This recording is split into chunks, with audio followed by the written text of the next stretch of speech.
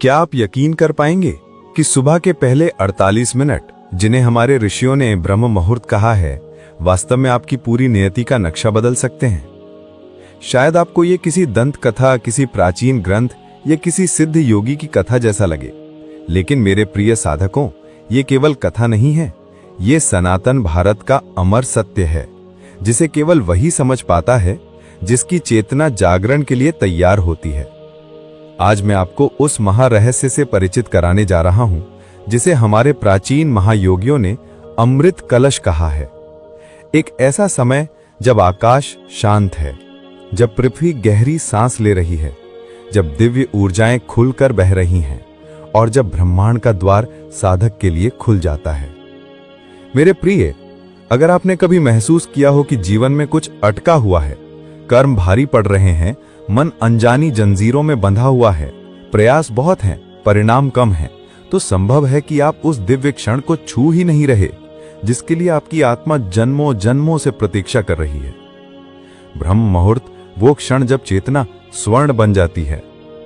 भारत के महान ऋषियों ने कहा है, जिसने ब्रह्म मुहूर्त को साध लिया, उसने अपने जीवन को साध लिया।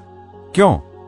क्योंकि उस समय प्राण हवा में हल्के होते हैं, मन स्थिर होता है, आकाशीय तरंगें सूक्ष्मतम स्तर पे कार्य करती हैं और मानव चेतना अत्यधिक ग्रहणशील हो जाती है।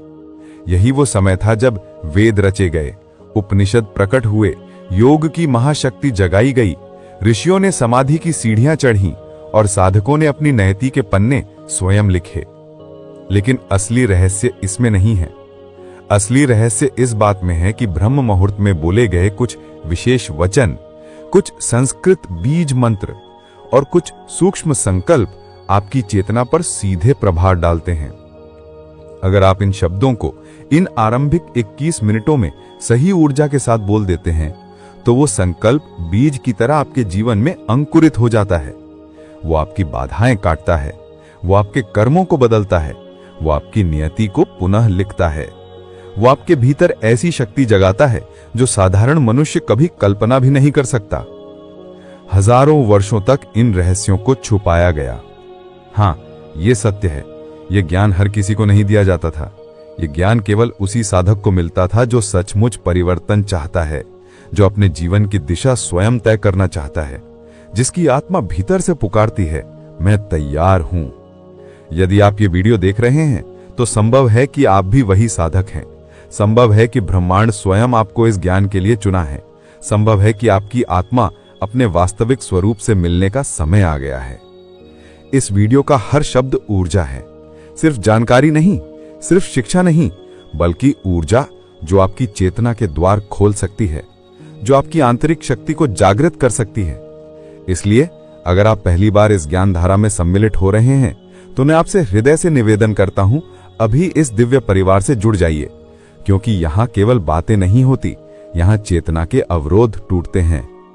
तो चलिए अब इस दिव्य यात्रा का शुभारंभ करते हैं।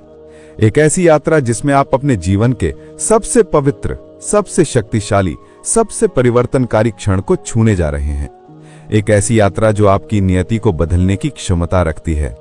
एक ऐसी यात्रा जो आपके भीतर की सुप्त शक्तियों को जगा देने के लिए बनी है। साधकों, अपनी रीढ़ सीधी करें, अपने मन को शांत करें, एक गहरी सांस लें, क्योंकि अब आप प्रवेश करने जा रहे हैं ब्रह्म मुहूर्त के अमृत कलश में। वो अमृत जो आपके जीवन का संपूर्ण रूपांतरण कर सकता है। मित्रों, ब्रह्म मुहूर्त केवल समय का एक खंड नहीं है। ये वो अलौकिक क्षण है जब काल यानी समय स्वयं स्थिर हो जाता है, जब प्रकृति अपनी श्वास रोक लेती है और जब ब्रह्मांड अपनी पूरी चेतना के साथ आपकी ओर निहारता है कि कौन सा साधक आज उसके दरवाजे पर खड़ा होने वाला है। भारत की ऋषि परंपरा ने इस काल को परम जागरण की वेला कहा है, जहां रात का अंधकार समाप्त होने से पहले और दिन का प्रकाश प्रकट होने से ठीक पहले एक ऐसी सूक्ष्म ऊर्जा का उदय होता है जो सामान्य मनुष्य की पकड़ में नहीं आती, लेकिन वही ऊर्जा साधक के लिए अमृत धारा बन जाती है। जब संसार सो रहा होता है, तब आत्मा जागती है। रात के गहरे अंधकार में जब प्रकृति अपने सबसे शांत स्वरूप में होती है, ठीक उसी क्षण आपकी आत्मा अपने उच्चतम आयाम से एक हल्की सी कोमल पुकार भेजती है। ये पुकार हर किसी को सुनाई नहीं देती। ये पुकार केवल उसे सुनाई देती है जो अपने भीतर की आवाज को सुनने के लिए तैयार हो, जो अपने जीवन में सच्चाई, शक्ति और जागरण को बुला रहा हो। हमारे ऋषियों ने कहा है कि जब ब्रह्म मुहूर्त में आत्मा बुलाती है तो ब्रह्मांड उत्तर देता है। ये कोई कविता नहीं है, ये वो सत्य है जिसे हजारों वर्षों से योगियों ने अनुभव किया है, जिसे तपस्वियों ने सिद्ध किया है और जिसे भारत की भूमि ने अपने हृदय में संरक्षित रखा है। ब्रह्म मुहूर्त का महान रहस्य, संकल्प की सिद्धि। हजारों वर्षों की तपस्या से एक अद्भुत सच्चाई निकली कि इस वेला में लिया गया संकल्प कर्म को बदल देता है। इस वेला में बोले गए शब्द मंत्र बन जाते हैं। इस वेला में उठी हुई कोई प्रार्थना अस्तित्व का आदेश बन जाती है। इस वेला में की गई साधना मानव को साधक से योगी बना देती है, क्योंकि ब्रह्म मुहूर्त वो समय है जब मन शांत होता है, प्राण धीमे बहते हैं और चेतना अपने सर्वोच्च बिंदु पर होती है। आपके भीतर का प्रत्येक विचार, प्रत्येक शब्द, प्रत्येक इच्छा सीधे उस परम चेतना तक पहुंचती है जहां से सृष्टि की हर गति संचालित होती है। यह केवल क्रिया नहीं है, यह संवेदना है। ब्रह्म मुहूर्त में किया गया मंत्र कोई जप, कोई ध्यान, कोई प्रार्थना सिर्फ शब्दों का समुच्चय नहीं होता। वो आपकी आत्मा की सबसे पवित्र ध्वनि होती है, जैसे किसी वीणा का पहला स्वर, जैसे किसी नदी की पहली लहर, जैसे किसी मंदिर की घंटी की पहली धुन जो सीधे ब्रह्मांड की धड़कनों तक पहुंच जाती है। साधक जब इस वेला में बैठकर संकल्प लेता है तो ब्रह्मांड उसे केवल सुनता नहीं, उसे स्वीकार करता है। ये वो अवस्था है जिसमें मनुष्य के भीतर का देवत्व जाग जाता है। ये वो क्षण है जहां आत्मा अपनी गहनतम सत्यता में प्रकट होती है। ब्रह्मांड इस साधक के समर्पण को पहचान लेता है, क्योंकि ये समय मन की नहीं, आत्मा की प्रार्थना होती है। भारत का आध्यात्मिक विज्ञान यही कहता है कि जिसने ब्रह्म मुहूर्त को अपना लिया उसने जीवन का हर द्वार खोल लिया। यहां तक कि भाग्य भी साधक की राह बदल देता है। यह ऐसा अमृत क्षण है जहां अवरोध घुल जाते हैं, कर्म हल्के हो जाते हैं, मन निर्मल हो जाता है और चेतना प्रकाश से भर जाती है। साधकों, अब यात्रा शुरू होती है। अपनी रीढ़ को सीधा करें, एक गहरी सांस भरें और अपने भीतर की वीणा को सुनें, क्योंकि अब आप प्रवेश करने जा रहे हैं उस काल में जहां ब्रह्मांड आपका नाम पुकारता है और आपकी आत्मा उत्तर देती है। मित्रों, जब हम प्रार्थना की बात करते हैं तो अनगिनत साधक यह प्रश्न पूछते हैं, क्या वास्तव में कुछ शब्द बोल देने से जीवन बदल सकता है? क्या कोई निश्चित प्रक्रिया, कोई नियम, कोई मंत्र संग्रह है जिसे पढ़ने से सारी बाधाएं समाप्त हो जाएं? सदियों से यह प्रश्न मानव जाति को उलझाता रहा है, लेकिन भारत की ऋषि परंपरा ने इस प्रश्न का उत्तर अत्यंत सरल किंतु अत्यंत गहरा दिया है। प्रार्थना शब्दों में नहीं, भाव में बसती है। आप क्या बोलते हैं इसका प्रभाव लगभग शून्य है, लेकिन आप कैसे बोलते हैं, आपका हृदय कितना खुला है, आपकी भावना कितनी गहन है, वही प्रार्थना का मूल विज्ञान है। ब्रह्म मुहूर्त में जब आपकी आंखें पहली बार खुलती हैं, ना आपका मन पूरी तरह सक्रिय होता है, न विचारों की भीड़ उमड़ रही होती है, न संसार की आवाजें आपके भीतर घुसपैठ कर पाती हैं। ये वो दुर्लभ वेला होती है जब आपका अंतर्मन सबसे शांत होता है, आपकी चेतना सबसे पारदर्शी होती है, आपकी ऊर्जा सबसे अधिक पवित्र होती है, आपका भाव सबसे अधिक गहरा होता है। ऋषियों ने कहा है कि यह समय सृष्टि की शून्यता और साधक की पूर्णता का मिलन है, एक ऐसा संगम जहां उच्चतम परिणाम सबसे आसानी से उत्पन्न होते हैं। इस समय की गई प्रार्थना किसी साधारण ध्वनि की तरह ब्रह्मांड में विलीन नहीं हो जाती, बल्कि वो सीधे ब्रह्म चेतना के केंद्र तक पहुंचती है। प्रार्थना केवल बोले गए शब्द नहीं, वो सृजन की ध्वनि है। जब आप आंखें बंद करते हैं और अपने भीतर से निकलती भावनाओं को शब्द देते हैं, तो वे शब्द केवल हवा में कंपन नहीं बनते, वे ऊर्जा तरंगें बन जाते हैं। आत्मा के स्तर पर शब्द बराबर शक्ति, भाव बराबर अग्नि, संकल्प बराबर दिशा। और जब भाव, शक्ति और दिशा एक साथ मिलते हैं तो प्रार्थना सृजन का कारण बन जाती है। प्रार्थना को करते समय यह कल्पना अनिवार्य है। जब आप प्रार्थना करें तो यह महसूस करें कि आपके शब्द स्वर्णिम प्रकाश बन रहे हैं। यह प्रकाश आपके हृदय से उठकर आकाश की ओर प्रवाहित हो रहा है। यह प्रकाश कोई ध्वनि नहीं बल्कि शक्ति का विसर्जन है। यह शक्ति आपकी इच्छा को आकार दे रही है और यह आपकी नियति के ताने बाने को बदल रही है। ब्रह्मांड प्रतिक्रिया नहीं देता, वो सृजन करता है और वो सृजन आपकी प्रार्थना की ऊर्जा से होता है। आपकी प्रार्थना एक बीज है, लेकिन उसे अंकुरित करने के नियम हैं। ऋषियों ने कहा है कि प्रार्थना ब्रह्मांड की उर्वर भूमि में बोया गया बीज है, लेकिन बीज अंकुरित तभी होता है जब उसे 3 शक्तियां मिलें। 1.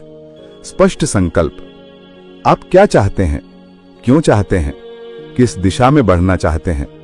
जिस प्रार्थना में स्पष्टता नहीं, उसमें शक्ति नहीं। गहन भावनात्मकता। भावना ही वो ईंधन है जो आपकी चाह को गति देता है। भाव जितना तीव्र होगा, प्रार्थना उतनी ही तेज ब्रह्मांड तक पहुंचेगी। संपूर्ण आत्मसमर्पण। जब आप कहें जो मेरे लिए सर्वोत्तम हो उसे ही घटित कर दो, तब आपकी प्रार्थना सृष्टि के नियमों में विलीन हो जाती है। फिर वो प्रार्थना साधारण इच्छा नहीं रहती, बल्कि ब्रह्मांड का नियम बन जाती है। जब मन चारों दिशाओं में बिखर रहा हो, जब भावनाएं अस्थिर हों और अंदर का संकल्प धुंधला पड़ने लगे, तभी आवश्यक होता है वो अभ्यास जो मन को खींचकर केंद्र में ला दे और आत्मा की सुप्त शक्ति को जागृत कर दे। क्योंकि मनुष्य की सबसे बड़ी शक्ति उसकी एकाग्र चेतना है। वही चेतना जो इच्छा को वास्तविकता में बदल देती है, वही ऊर्जा जो प्रार्थना को ब्रह्मांड में तरंग बनाकर भेजती है। लेकिन प्रश्न ये है, उस गहन प्रज्वलित भावना को जगाएं कैसे? वो दिव्य प्रार्थना कैसे करें जो स्वयं सृष्टि के तंत्र को स्पर्श कर दे? उत्तर है प्रभात मौन के पवित्र द्वार से भीतर प्रवेश करना। प्रारंभिक मौन, ब्रह्म मुहूर्त का दिव्य आवाहन। सुबह का वो क्षण जब पूरा भारत निद्रा और जागरण के बीच निःशब्द खड़ा होता है, वहीं आपका अभ्यास शुरू होता है। ब्रह्म मुहूर्त में उठते ही एक भी शब्द न बोलें। ये शांति कोई साधारण शांति नहीं, ये वही नाद रहित नाद है जिसके बारे में ऋषियों ने कहा, यही वो अवस्था है जहां आत्मा स्वयं को सुनती है। अपनी आंखें बंद करें, महसूस करें कि हवा का हल्का स्पर्श भी आपको भीतर बुला रहा है। यही वो पल है जब आप अपने सच्चे स्वरूप, अपने आत्म दीपक के सबसे निकट होते हैं। हृदय मुद्रा, ब्रह्मांड से प्रत्यक्ष संवाद की मुद्रा। अपनी हथेलियों को जोड़ें। ये केवल एक धार्मिक क्रिया नहीं, ये 2 ऊर्जाओं का संगम है। ये वो क्षण है जब आपके भीतर की ज्वालाएं एक बिंदु पर केंद्रित हो जाती हैं। अब दृढ़ भावना लाएं, मैं अभी परम सत्ता के निकट हूं। आज मेरी हर पुकार सुनी जाएगी। इन शब्दों को केवल कहना नहीं, उन्हें अपने हृदय में अनुभव करना है। यही भावना आपके भीतर अटूट विश्वास की कवच दीवार खड़ी करती है। ये वो विश्वास है जो मनुष्य को असंभव को भी संभव कराने में समर्थ बनाता है। ऊर्जा का केंद्रण, हृदय प्रदेश का दिव्य स्पंदन। अब अपने ध्यान को धीरे धीरे हृदय प्रदेश पर ले जाएं। वहां एक धीमा परंतु तीक्ष्ण कंपन है, एक ऐसी तरंग जो साधारण नहीं बल्कि आपकी चेतना का सेतु है। महसूस करें कि ये कंपन बढ़ रहा है, विस्तारित हो रहा है और आपके भीतर एक शांत दिव्य शक्ति का उदय हो रहा है। ये वही ऊर्जा है जो आपकी प्रार्थना को ब्रह्मांड तक ले जाएगी। यही वो आंतरिक ज्वाला है जो मनुष्य को साधारण से असाधारण बनाती है। श्वास प्रार्थना, वो सूत्र जो चेतना को दिव्य बनाता है। अब एक गहरी धीमी श्वास लें। जब आप श्वास बाहर छोड़ें तो मन में धीमे स्वर में कहें, हे परमेश्वर, मुझे अपने प्रकाश से भर दो। इस समय शब्दों को बस दोहराना नहीं, उन पर विश्वास करना है। महसूस करें कि एक वास्तविक प्रकाश, एक वास्तविक ऊर्जा आपकी छाती से ऊपर उठती हुई आपके पूरे अस्तित्व को प्रकाशित कर रही है। विज्ञान भी कहता है कि सुबह के समय मस्तिष्क में थीटा तरंगे एक्टिव होती हैं। यही वो तरंगे हैं जिसमें बोला गया मंत्र, किया गया संकल्प और जगाई गई भावना सीधे अवचेतन मन में उतर जाती है, जहां से वो आपकी पूरी नियति बदलने लगती है। ये अभ्यास इतना शक्तिशाली क्यों है? क्योंकि ये अभ्यास आपको बिखरी हुई चेतना से निकालकर केंद्रित, स्थिर और ब्रह्मांड संवादी अवस्था में ले आता है। यही वो अवस्था है जिसमें साधारण मनुष्य चमत्कारों का साक्षी बन जाता है। ऋषियों ने इसी को कहा, आत्मज्वाला का प्रज्वलन। अंतिम संदेश, इस अभ्यास को कुछ दिनों तक निष्ठा से करें। आप पाएंगे कि आपकी प्रार्थना केवल शब्द नहीं रही, वो शक्ति बन चुकी है। आपका संकल्प केवल एक विचार नहीं रहा, वो वास्तविकता को आकार देने वाला कंपन बन चुका है। और याद रखें, जो भीतर जलता है वही बाहर प्रकाश देता है। जब भीतर ज्वाला प्रज्वलित होती है तब ब्रह्मांड ही उसका उत्तर बन जाता है। मनुष्य की आध्यात्मिक यात्रा में एक क्षण ऐसा आता है जब वो समझने लगता है कि ब्रह्मांड से केवल मांगना ही उसका मार्ग नहीं, स्वीकार करना, सराहना करना और आभार व्यक्त करना ही सर्वोच्च साधना है। अक्सर मन में आलस्य उठता है, साधना में बेचैनी आ जाती है और कभी कभी अविश्वास की छाया भी मन के आकाश को ढक देती है। ऐसे समय में जो अभ्यास मन को पुनः प्रकाश से भर देता है वो है आभार का महाप्रयोग। भारतीय ऋषियों ने कहा है, जहां आभार है वहीं दिव्यता स्वतः उतरती है। एक, आभार क्यों? क्योंकि ये आपको कमी से निकालकर पूर्णता में ले आता है। जब आप मांगते हैं तो मन अक्सर उस चीज पर टिक जाता है जो आपके पास नहीं है। ये भाव अवचेतन में एक संदेश देता है, मैं अपूर्ण हूं, मेरे पास कम है। लेकिन जैसे ही आप धन्यवाद बोलते हैं, ऊर्जा बदल जाती है। आप भीतर से कहना शुरू करते हैं, मैं संपन्न हूं, मैं धनी हूं, मैं ईश्वर की कृपा में सुरक्षित हूं। यह परिवर्तन केवल शब्दों का नहीं होता, ये आवृत्ति का परिवर्तन है और मनुष्य की आवृत्ति ही उसकी नियति का आधार होती है। 2, आभार प्रार्थना, ब्रह्मांड से प्रत्यक्ष संवाद। सुबह या शाम जब भी मन शांत हो, अपनी हथेलियां जोड़ें, आंखें बंद करें और अत्यंत कोमल परंतु गहन भावना से कहें, धन्यवाद मेरे प्रभु, उस हर चीज के लिए जो मेरे जीवन में आई है और जो आने वाली है। मैं इस क्षण की पूर्णता को स्वीकार करता हूं।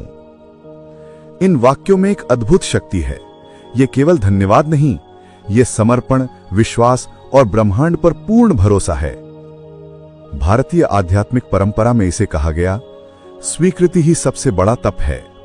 3, आभार की तरंगे आपकी पूरी चेतना को बदल देती हैं। आभार व्यक्त करते ही मन एक ऐसी अवस्था में प्रवेश करता है जहां नकारात्मक विचार पिघल जाते हैं, हृदय शांत हो जाता है, मन में दिव्यता के प्रति कोमलता आ जाती है और एक अदृश्य आभा आपके आसपास बन जाती है। ब्रह्मांड की ऊर्जा उसी हृदय की ओर प्रवाहित होती है जो धन्यवाद कहने की क्षमता रखता है, क्योंकि आभार का भाव दैवीय अनुग्रह को आकर्षित करने का सबसे शुद्ध माध्यम है। 4, आभार, ब्रह्मांडीय प्रचुरता के द्वार खोलने वाली कुंजी। जब आप धन्यवाद देते हैं तो आप एक अदृश्य संकेत भेजते हैं, मैं तैयार हूं, मैं ग्रहणशील हूं, मैं स्वीकार कर रहा हूं। यह संदेश ब्रह्मांड तक सीधी तरंगों की तरह पहुंचता है। ब्रह्मांड की प्रचुरता, धन, अवसर, प्रेम, स्वास्थ्य, शांति, सफलता सब कुछ आपकी ओर बहने लगता है। भारतीय योग और वेदांत कहते हैं, जो स्वीकार करता है उसे ब्रह्मांड 1000 गुना लौटाता है। 5. रात का आभार अनुष्ठान, दिन का संशोधन और आत्मा की शुद्धि। रात को सोने से पहले केवल 2 मिनट निकालें। अपनी आंखें बंद करें और सोचें, आज कौन सा पल अच्छा था, किस बात ने आपको मुस्कुराया, किस अनुभव ने कुछ सिखाया। फिर मन में धीरे से कहें, हे ईश्वर, हर अनुभव के लिए धन्यवाद, हर पल मेरे पथ को प्रकाशित करता है। इस अभ्यास से मन की भारी ऊर्जा गिर जाती है और आप हल्के, शांत और दिव्य होकर सोते हैं। यही वो नींद है जो आपकी ऊर्जा को पुनः जन्म देती है। 6. आभार आपको साधारण मनुष्य से चुंबकीय चेतना में बदल देता है। आभार वो शक्ति है जो आपकी इच्छाओं को चुंबकीय बनाती है, आपके कर्म को हल्का बनाती है, आपके शब्दों में दिव्यता भरती है, आपके मार्ग में अदृश्य सहारे भेजती है और सबसे बड़ा चमत्कार, ये आपकी भावना को सकारात्मक आवृत्ति पर स्थिर कर देती है। मनुष्य की भावनाएं ही उसकी वास्तविक शक्ति हैं। जब आपकी भावना कृतज्ञ होती है तो आपका पूरा अस्तित्व ब्रह्मांड की तरंगों के साथ नृत्य करने लगता है। आभार कोई साधारण अभ्यास नहीं, ये आध्यात्मिक विज्ञान है। ये वो ऊर्जा है जो अभाव को प्रचुरता में, अशांति को शांति में और सामान्य जीवन को दिव्य यात्रा में बदल देती है। याद रखें, मांगना मनुष्य का स्वभाव है, लेकिन धन्यवाद देना दिव्यता का द्वार है। और जो धन्यवाद की राह पर चलता है, उसके जीवन में चमत्कार अपरिहार्य हो जाते हैं। भारतीय ऋषियों और तपस्वियों ने हजारों वर्षों की साधना में ये खोजा कि प्रार्थना केवल हृदय का भाव नहीं, ये एक सूक्ष्म विज्ञान है। दिशा, आसन, श्वास, कंपन, इन सब का समन्वय आपकी प्रार्थना को मानविक स्तर से उठाकर ब्रह्मांडीय आवृत्ति में प्रवेश कराता है। ये ज्ञान सदियों से गुरुओं की परंपरा में गुप्त रूप से संरक्षित रहा है, क्योंकि ये सीधे चेतना की शक्ति को प्रभावित करता है। 1. पूर्व दिशा, ऊष्मा, प्रकाश और जीवन का द्वार। भारत की ऋषि परंपरा ने दिक् विज्ञान को अत्यंत महत्व दिया, क्योंकि हर दिशा एक विशेष ऊर्जा धारा का प्रतिनिधित्व करती है। पूर्व दिशा क्यों सर्वश्रेष्ठ? पूर्व दिशा वही है जहां सूर्य पहली बार उगता है। ये दिशा प्रकाश, जागरण, बुद्धि और प्राण शक्ति की धारा को वहन करती है। ब्रह्म मुहूर्त के क्षणों में पूर्व दिशा का ऊषःकालीन ईथरिक स्पंदन शिखर पर होता है। यदि आप पूर्व की ओर मुख करके बैठते हैं तो आपकी चेतना स्वतः ही सूक्ष्म ऊर्जा की उच्च आवृत्ति पकड़ने लगती है। मन स्थिर होता है, हृदय खुलता है और प्रार्थना का भाव अदृश्य ब्रह्मांडीय नाड़ियों से जुड़ जाता है। ये केवल मान्यता नहीं, ये संस्कृत ग्रंथों में वर्णित ऋषि सिद्ध नियम है। 2. आसन की महत्ता, स्थिरता ही प्रवेश द्वार है। आपका शरीर आपकी आत्मा का मंदिर है और प्रार्थना वहीं फलती है जहां देह स्थिर, श्वास शांत और मन समर्पित हो। सही आसन कैसा हो? रीढ़ एकदम सीधी, जैसे गंगा की धारा शांत और अविचल बह रही हो। कंधे ढीले, बिना तनाव, बिना प्रयास। आंखें हल्की बंद, जैसे ध्यान और जागृति के बीच की सूक्ष्म रेखा को छू रही हों। गर्दन संतुलित, न आगे झुकी न पीछे उठी। हाथ कैसे रखें? 2 श्रेष्ठ मुद्राएं। 1. अंजलि मुद्रा यानी प्रार्थना मुद्रा, हृदय को खोलती है, विनम्रता को जगाती है। 2. चिन्ह मुद्रा या ज्ञान मुद्रा, मस्तिष्क को उच्च स्पंदनों से जोड़ती है, मन को स्थिर करती है। क्यों जरूरी है स्थिरता? क्योंकि जब शरीर स्थिर हो जाता है तब मन और प्राण एक सीध में आ जाते हैं और यही संरेखण प्रार्थना को ऊर्जा रूपी बाण बना देता है। 3. मंत्र ब्रह्मांडीय कंपन का शुद्ध विज्ञान। भारत में मंत्रों को शब्द शक्ति नहीं, शब्द ब्रह्म यानी सृष्टि का मूल बीज कहा गया है।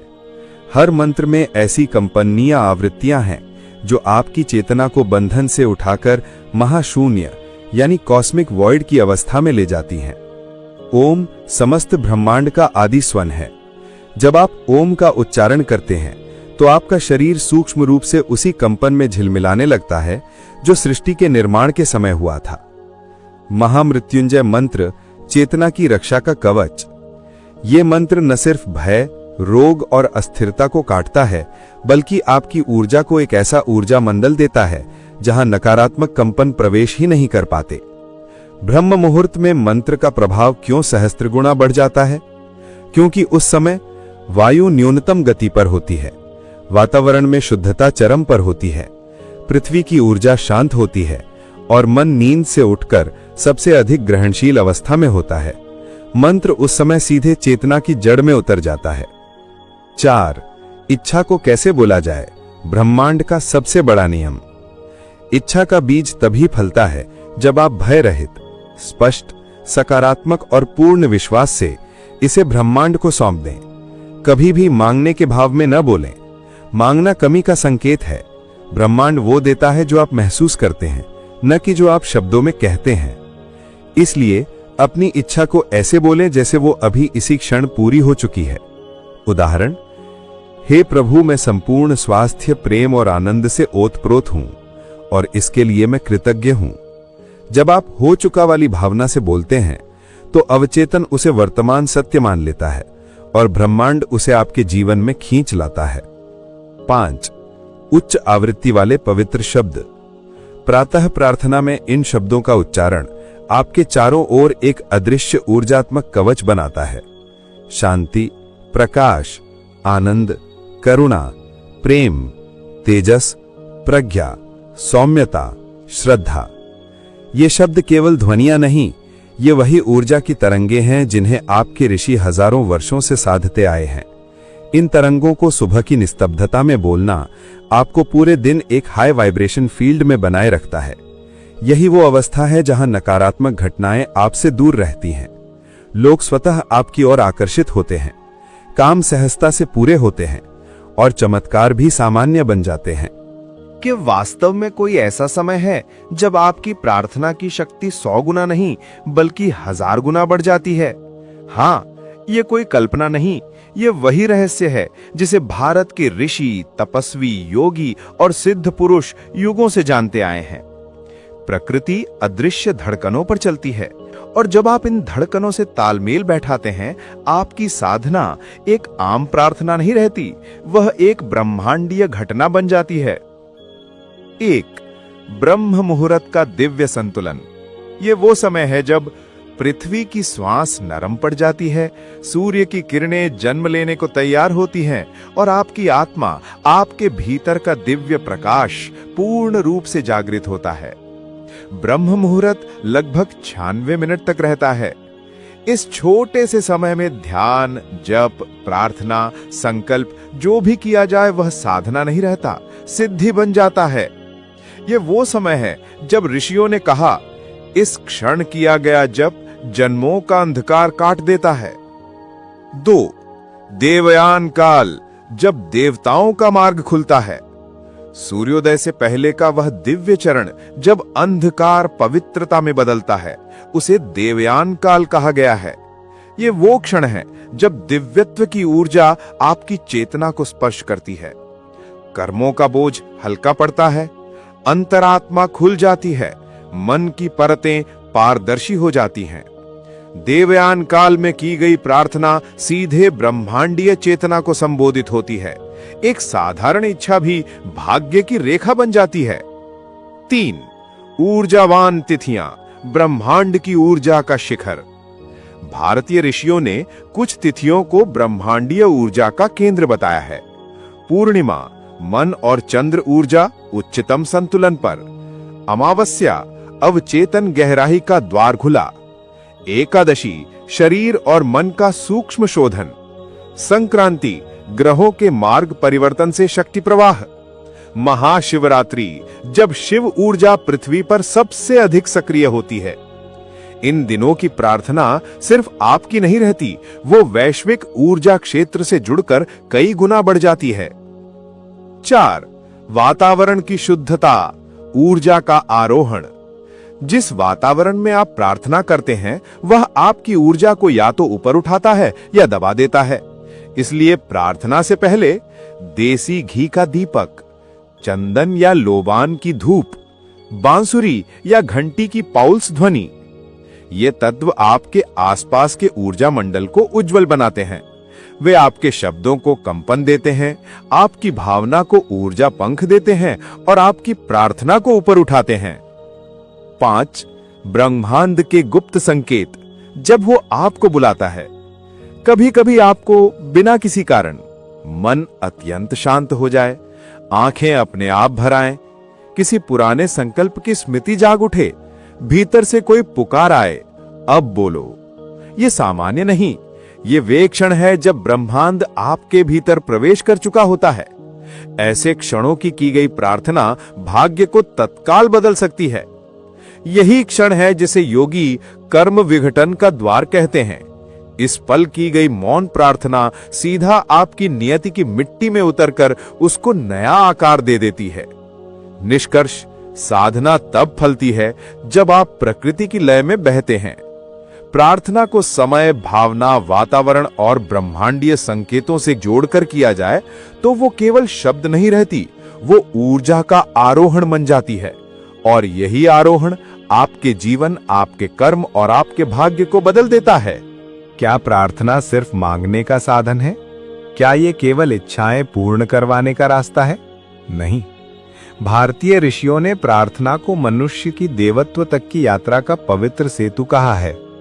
प्रार्थना वो पुल है जो हृदय को ब्रह्मांड से जोड़ देता है और चेतना को साधारण से असाधारण बना देता है। प्रार्थना 3 सोपानों में विकसित होती है। हर सोपान मनुष्य के भीतर छुपी किसी गहराई को जागृत करता है। आइए इस अद्भुत चेतना यात्रा को समझें। 1. इच्छा की प्रार्थना, प्रारंभिक अवस्था। यहीं से मनुष्य की आंतरिक यात्रा शुरू होती है। ये वो चरण है जब साधक कहता है, हे प्रभु, मुझे स्वास्थ्य दो, सफलता दो, संतोष दो, मेरे परिवार को सुरक्षित रखो। ये प्रार्थना भौतिक, भावनात्मक और मानसिक आवश्यकताओं से जन्म लेती है और ये गलत नहीं है। इसी अवस्था में मनुष्य पहली बार अपने से बड़ी शक्ति को स्वीकार करता है। इच्छा की प्रार्थना मन को विनम्र बनाती है, हृदय को नरम करती है, ईश्वर की ओर पहला द्वार खोलती है। यही वो बीज है जिससे बाद में आध्यात्मिक वृक्ष उगता है। 2. समर्पण की प्रार्थना, मध्य अवस्था। ये वो अवस्था है जब साधक मांगना छोड़ देता है क्योंकि उसे समझ आ जाता है कि ईश्वर की इच्छा उससे कहीं ऊंची और पूर्ण है। यहां प्रार्थना बदल जाती है।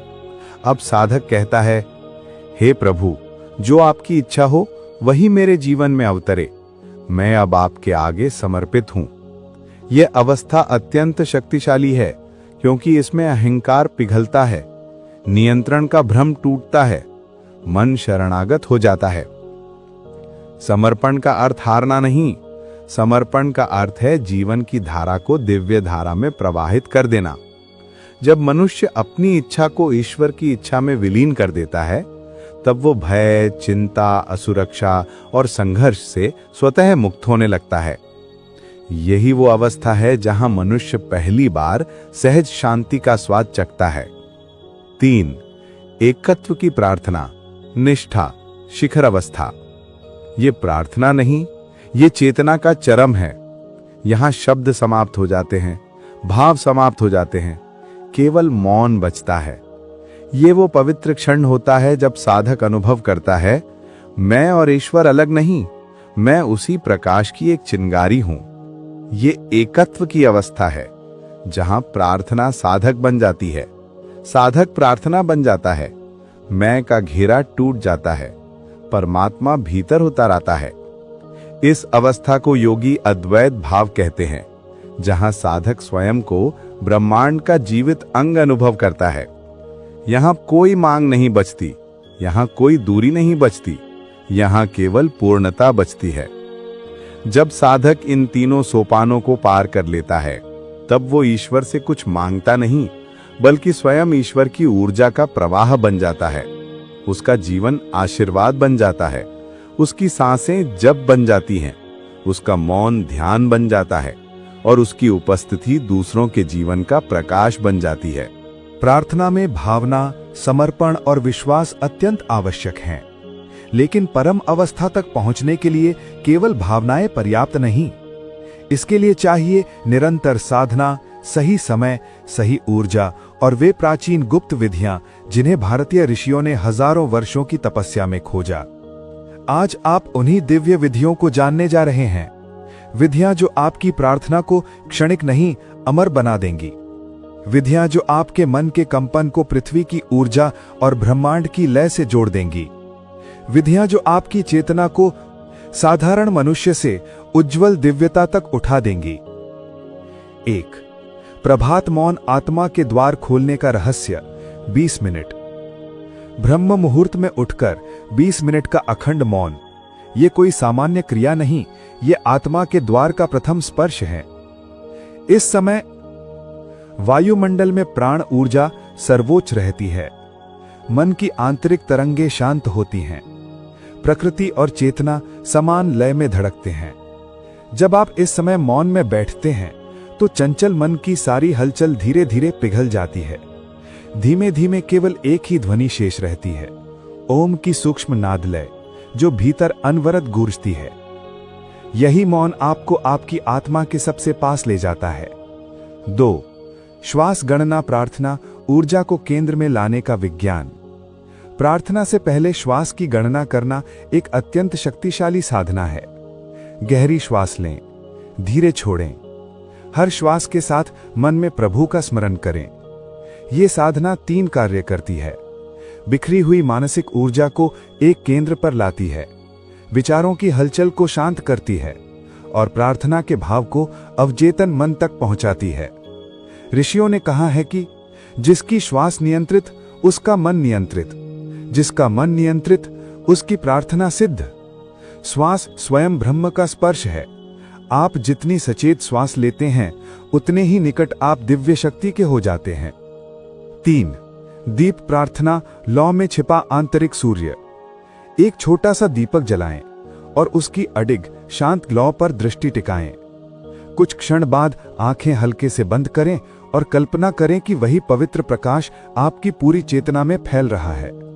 इस दीप ध्यान से अंधकार, भय और भ्रम पिघलते हैं, चित्त का प्रदूषण साफ होता है, हृदय के भीतर एक शुद्ध ज्योति जन्म लेती है। भारतीय परंपरा में दीपक सिर्फ रोशनी नहीं, ये ज्ञान, ऊर्जा और चैतन्य का प्रतीक है। दीपक का प्रकाश आपके भीतर के अंतः सूर्य को जगाता है। जब आप दीप प्रकाश में प्रार्थना करते हैं तो आपकी ऊर्जा ऊर्ध्वमुखी हो जाती है और यही वो अवस्था है जिसमें प्रार्थना ब्रह्मांड तक पहुंचती है। 4. नाद योग प्रार्थना ब्रह्मांडीय ध्वनि से तादात्म्य। ओम, सोहम, ह्रीम, क्लीम जैसे मंत्र केवल उच्चारण नहीं, ये ब्रह्मांड की मूल कंपनियां हैं। जब आप इन्हें बोलते हैं तो ये ध्वनि शरीर की कोशिकाओं में, मन की तरंगों में और आत्मा की सूक्ष्म परतों में एक दिव्य स्पंदन भर देती है। नाद योग में सबसे महत्वपूर्ण है ध्वनि को सुनना, महसूस करना और उसकी ऊर्जा में डूब जाना।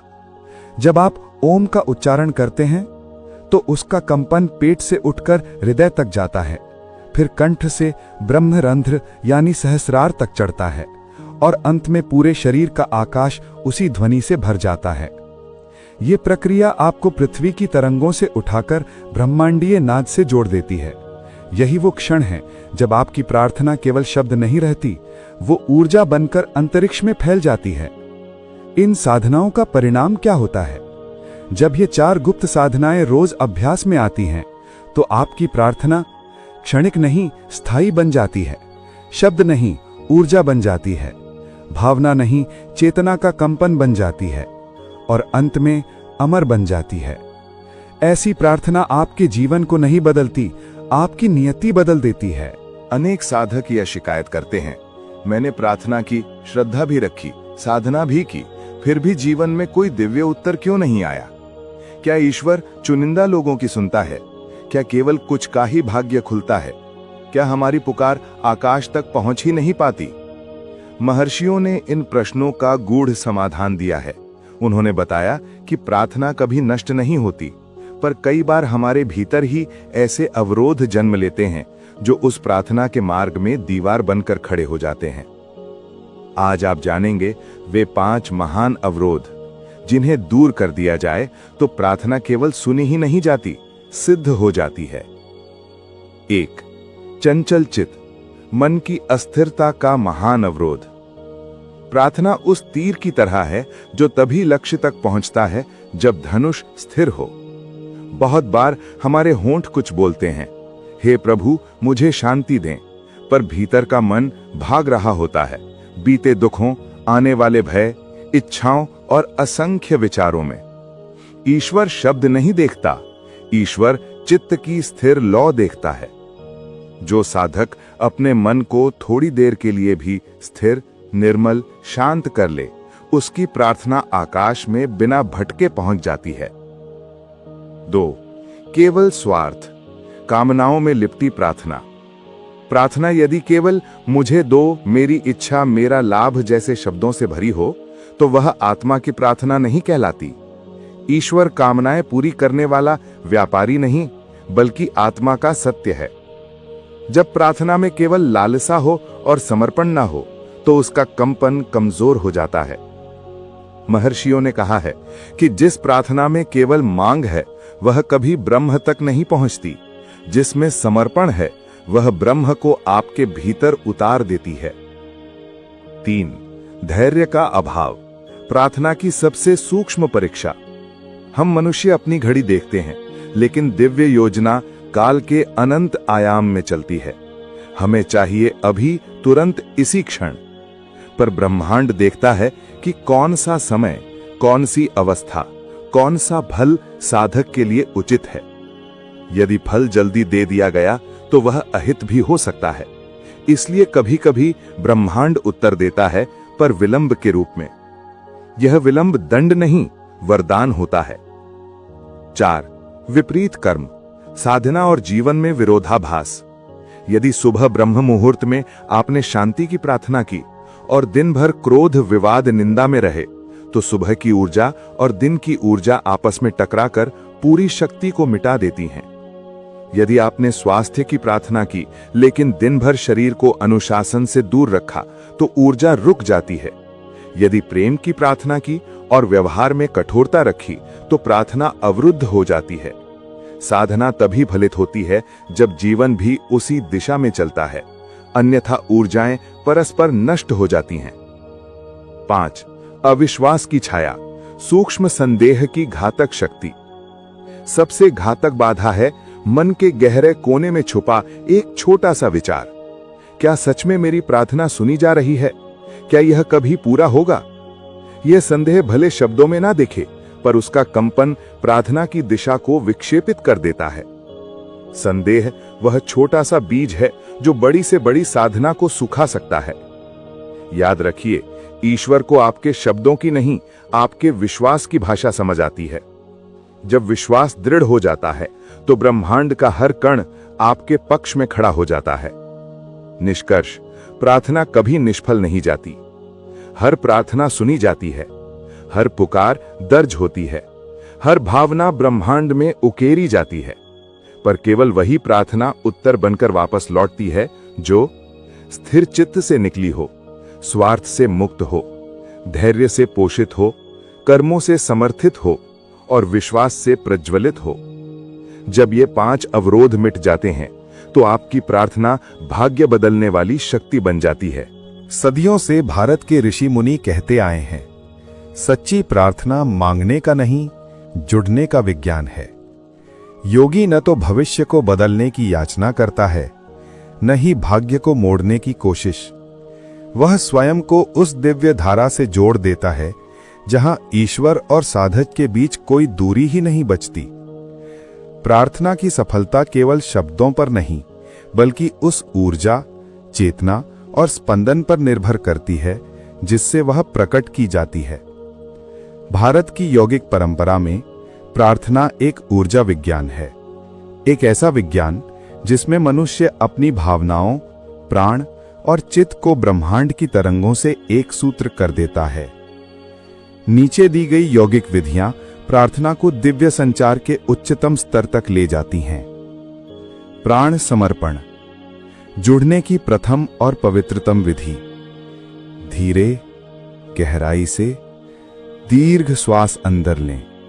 महसूस करें कि ब्रह्मांड की दिव्य प्रवाहिनी ऊर्जा आपके शरीर में उतर रही है। श्वास छोड़ते समय अनुभव करें कि सारे भय, तनाव, इच्छाएं, संशय और भारीपन आपके भीतर से धुएं की तरह बाहर निकल रहे हैं। भारत के योग शास्त्र में कहा गया है कि जिसने प्राणों को समर्पित कर दिया, उसने अपने कर्मों के बोझ को भी समर्पित कर दिया। जब प्राण शांत होते हैं तो प्रार्थना केवल होठों से नहीं, आत्मा के केंद्र से बोलने लगती है। नाभि केंद्रण, मणिपुर चक्र से उत्पन्न प्रार्थना की शक्ति। योगियों के अनुसार सबसे शक्तिशाली प्रार्थना वह नहीं जो जीभ से निकले, बल्कि वह है जो नाभि से उठती है। नाभि को भारत में सृष्टि द्वार कहा गया है। यही वह स्थान है जहां से ऊर्जा, दृढ़ता और संकल्प जन्म लेते हैं। अपनी प्रार्थना को शब्दों में नहीं, बल्कि ऊर्जा के रूप में नाभि में महसूस करें। मानो आपकी इच्छा एक अग्निकण बनकर मणिपुर चक्र से उठ रही है। वह ऊर्जा ऊपर हृदय तक पहुंच रही है और फिर शांत होकर दिव्यमय हो रही है। ऐसी प्रार्थना ब्रह्मांड में सीधे संप्रेषित होती है।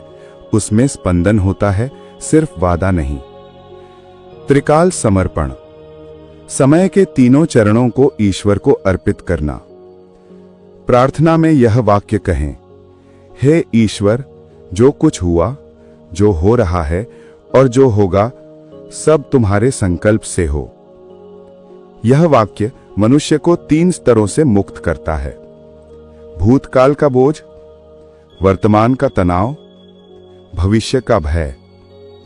जब मनुष्य काल ट्रिलॉजी से मुक्त होता है तो वह उस चेतन धारा में प्रवेश कर जाता है जहां समय नहीं, केवल दिव्य उपस्थिति होती है।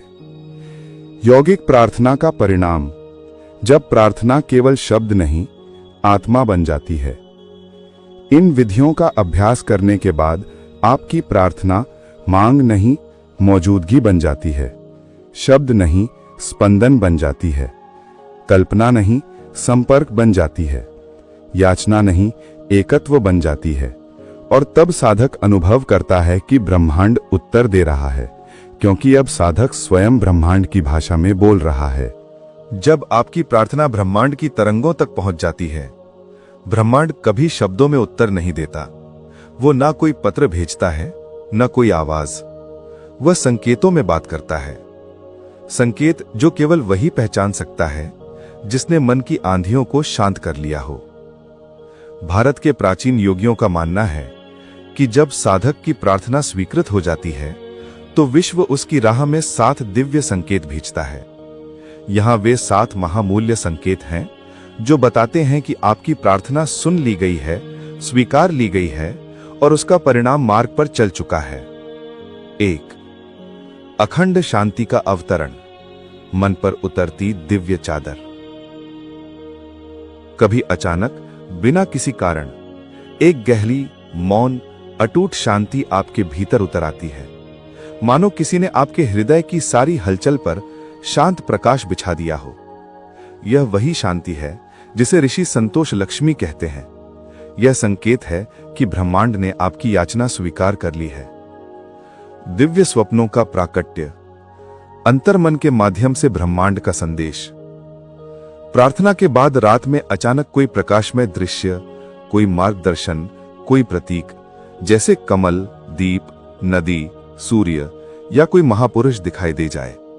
योगियों ने इन्हें देव संदेश कहा है।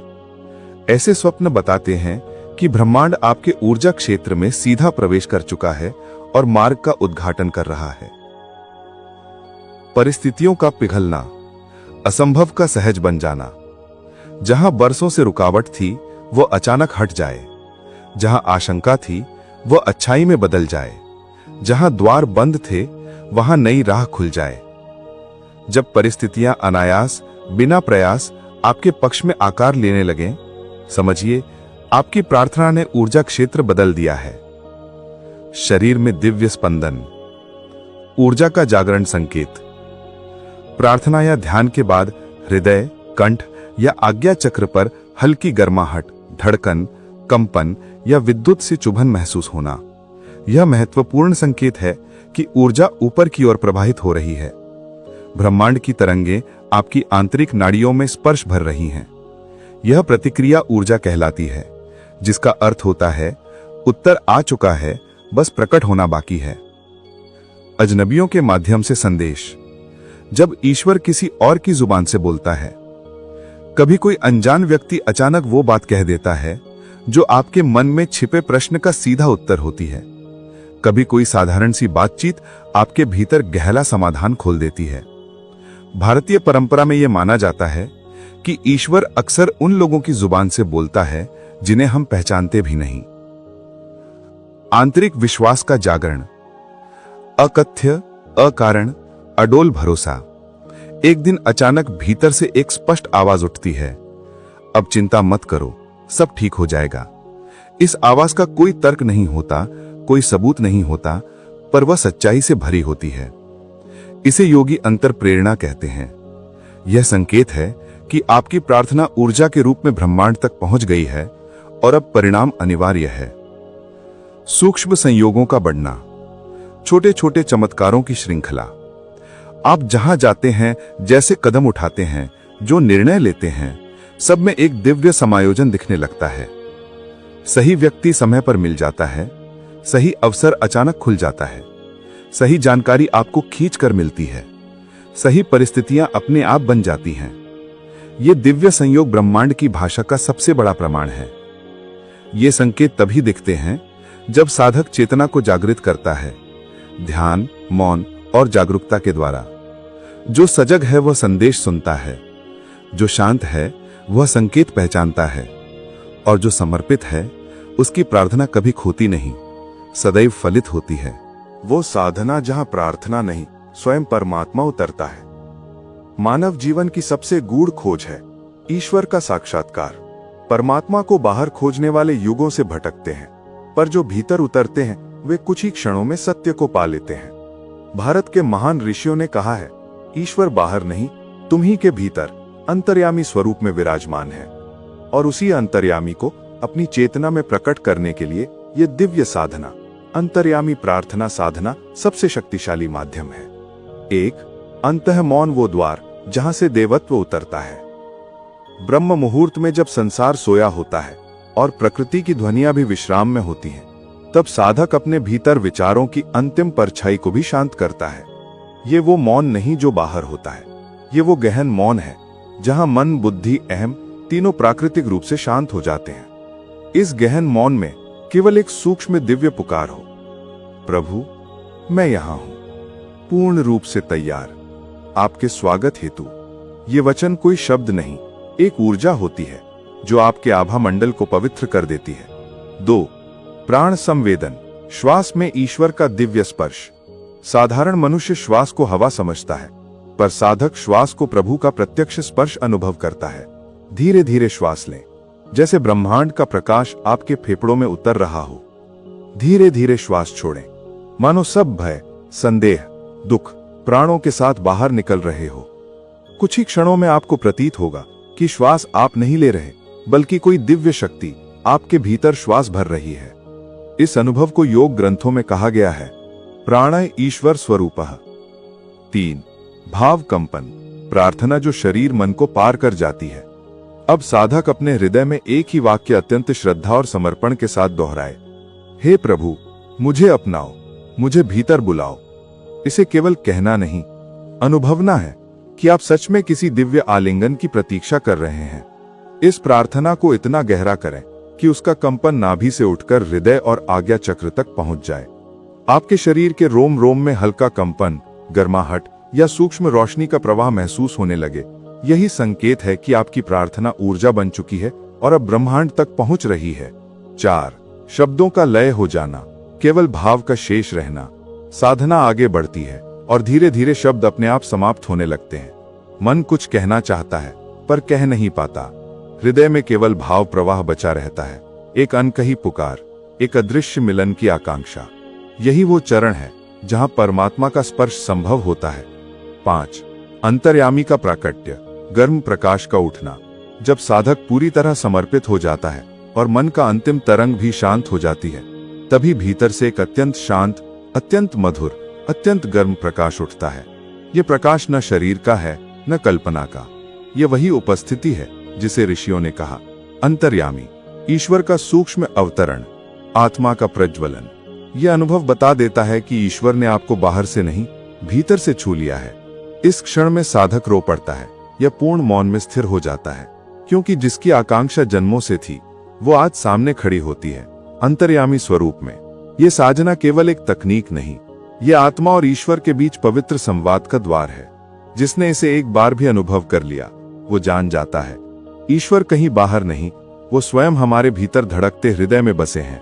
वह पद्धति जो मनुष्य को सामान्य से दिव्य में रूपांतरित कर देती है, सृष्टि के महान ऋषियों ने कहा है, जिसने प्रार्थना को आदत नहीं बल्कि जीवन की धड़कन बना लिया, वही सच अर्थ में ईश्वर का प्रिय बन जाता है।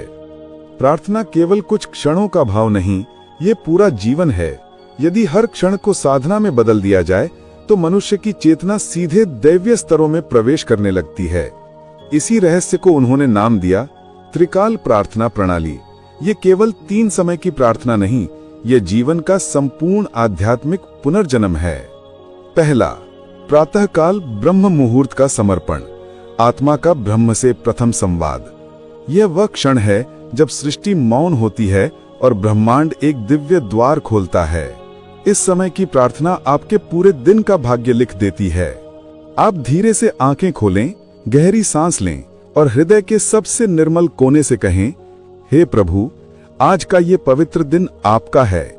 मेरे कर्म, मेरे विचार, मेरी इच्छाएं, मेरा संकल्प सब आपके चरणों में समर्पित है। आज मैं आपका हूं, मेरा कुछ भी नहीं।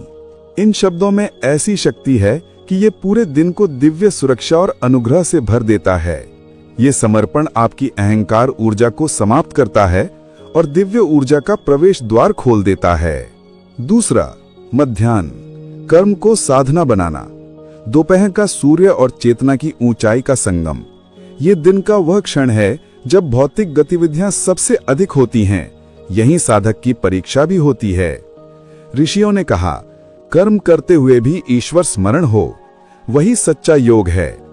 अपनी दिनचर्या, काम, व्यवसाय, घर, संबंध, जिम्मेदारियां जो भी कर रहे हैं, हृदय में एक पल ठहर कर कहें, हे ईश्वर, जो भी मैं कर रहा हूं आपके निमित्त, आपके नाम से, आपके आदेश से कर रहा हूं। ये वचन कार्य को बोझ नहीं रहने देता, वह एक सेवा बन जाता है। इस क्षण से साधारण कर्म योग बन जाता है और आपका सामान्य जीवन एक आध्यात्मिक पथ में बदलने लगता है। ध्यान रहे, यह अभ्यास आपकी ऊर्जा को नकारात्मकता, क्रोध, थकान से बचाता है और दिव्य संरक्षण घेरा बनाता है। तीसरा, रात्रि आभार और विसर्जन, दिन का समापन, चेतना का विश्राम, आत्मा का शुद्धिकरण। दिन भर के अनुभवों, संघर्षों, जीत हार, भावनाओं और घटनाओं को अपने हृदय में उठाकर संध्या के गहन मौन में कहें, प्रभु, आज के हर क्षण के लिए धन्यवाद। मेरी गलतियों को क्षमा करें, मेरे कर्मों को स्वीकार करें। मैं आज का पूरा दिन आपको समर्पित करता हूं, अब मुझे अपनी गोद में ले लो। ये वाक्य आपकी संपूर्ण नकारात्मक ऊर्जा को आकाश में विलीन कर देता है। ये प्रार्थना रात को आपकी आत्मा को पवित्र नींद देती है और चेतना अगली सुबह दिव्यता की नई ताजगी के साथ उठती है। ये विसर्जन आपको गहरे मानसिक बोझों, पुरानी पीड़ाओं और दिन भर की थकान से मुक्त करता है। त्रिकाल प्रार्थना का फल, दिव्यता का स्थायी आवास। जब ये तीनों साधनाएं प्रातः समर्पण, दोपहर सेवा, रात्रि आभार हर दिन दोहराई जाती हैं, तो आपकी चेतना धीरे धीरे आम मनुष्य की चेतना से उठकर ऋषियों की चेतना में प्रवेश करने लगती है। आपके भीतर एक अखंड ऊर्जा, एक अविरत शांति और एक सदैव जागृत दिव्यता स्थापित हो जाती है। मन शांत होता है, कर्म शुद्ध हो जाते हैं और जीवन स्वयं ही एक जीवंत प्रार्थना बन जाता है। साधना का वह द्वार जहां साधक स्वयं ही प्रकाश बनना प्रारंभ करता है। प्रिय साधक, आपकी अभी तक की आध्यात्मिक यात्रा, आपके अंतःकरण की वह पवित्र खोज अब एक ऐसे मुकाम पर पहुंच चुकी है जहां साधना केवल एक अभ्यास नहीं रहती, बल्कि अस्तित्व का स्वभाव बन जाती है। समझ लीजिए, यह मार्ग अभी समाप्त नहीं हुआ। यह तो बस वह पल है जहां आपकी आत्मा ने पहली बार अपने ही भीतर छिपे ईश्वर का स्पर्श महसूस किया है। अब इस दिव्यता को जीवित रखना, इसे निरंतर बढ़ाना, इसे जीवन की हर सांस में पिरो देना, यही आपका अगला पवित्र कदम है।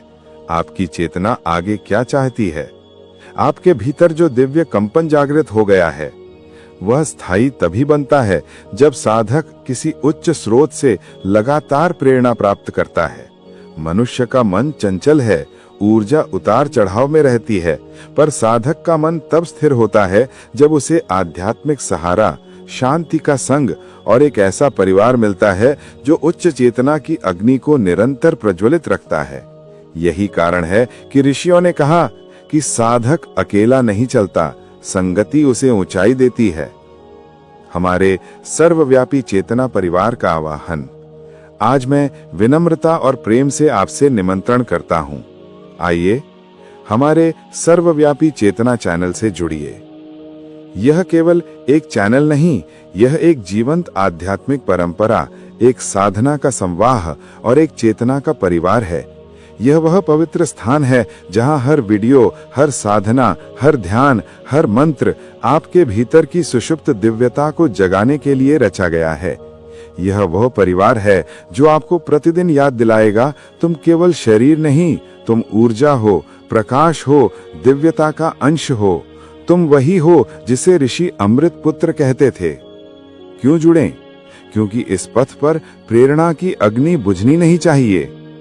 क्योंकि जब आप अकेले पढ़ते हैं तो ऊर्जा मंद हो जाती है। क्योंकि आपका उच्चतर स्व आपको प्रतिदिन एक दिव्य संकेत देना चाहता है।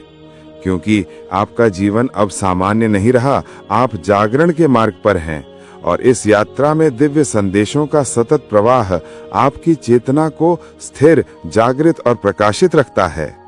अभी जुड़िए और साधना में अखंडता जगाइए। इसलिए हे साधक, यदि आपने अपने भीतर उस दिव्य स्पंदन को महसूस किया है तो बिना विलंब अभी हमारे चेतना चैनल को सब्सक्राइब कीजिए और साथ ही बेल आइकन दबाइए ताकि जब भी कोई नई साधना, नया ध्यान, नई ऊर्जा विधि या नई ज्ञान गंगा का प्रवाह आए, सबसे पहले वही प्रकाश आपके जीवन में प्रवेश करे। यह एक छोटा सा कार्य है, पर इसके फल समूची चेतना में प्रस्फुटित होते हैं। अंतिम आशीष। इस अमूल्य दिव्य ज्ञान को अंत तक आत्मसात करने के लिए आपको हृदय से प्रणाम। आपका हर श्वास प्रकाश से भरा हो, आपका हर विचार शांति से जन्म ले, आपका प्रत्येक कर्म दिव्यता के प्रति समर्पित हो, आपके जीवन का हर क्षण एक चलता फिरता मंदिर बन जाए, आपका हर कदम, हर धड़कन, हर पल दिव्यता से संपन्न हो।